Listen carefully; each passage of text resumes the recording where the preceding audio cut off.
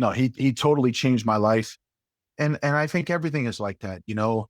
Um, it's how you carry yourself. You're going to attract certain people, and then you have to recognize the moment and make the decisions that need to be made to capitalize.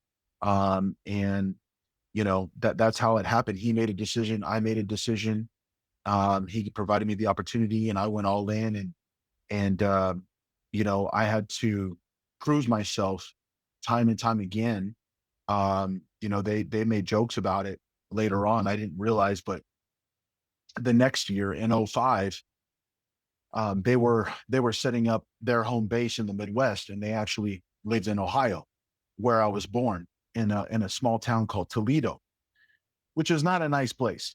You wouldn't really imagine that that's where Saulo and Shanji would be, but that's where they had their first connections. And he was trying to expand and create more business in the U.S. And it just so happened that that was the place where they started. Was in the Midwest. Not your typical Brazilian way. Usually they want to be in nice weather by the beach, stuff like that. But Saulo was always the type to appreciate the hard way, and he just knew that, okay, this isn't where most people are going. I'm going to go here, and I'm going to take advantage and create a market that everyone else is missing out on. And so that's where he was. And so I was going from Oklahoma to Ohio to stay with them and train with them. And I was still, even though I spent the whole time in Brazil with him, um, I still had to kind of keep proving myself.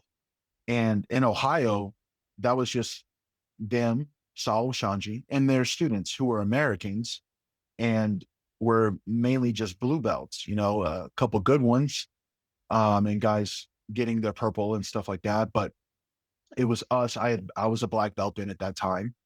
So it was me, Saulo Shanji, all black belts, and their students. And so our competition training was me and them, like there was nobody else. And so, my rounds were only with Saulo and Shanji.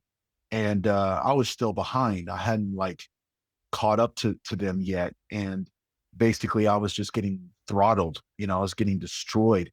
And we would train for 3 hours, and they would just abuse me. And and they joked about it afterwards, like, I wonder if he's gonna come back.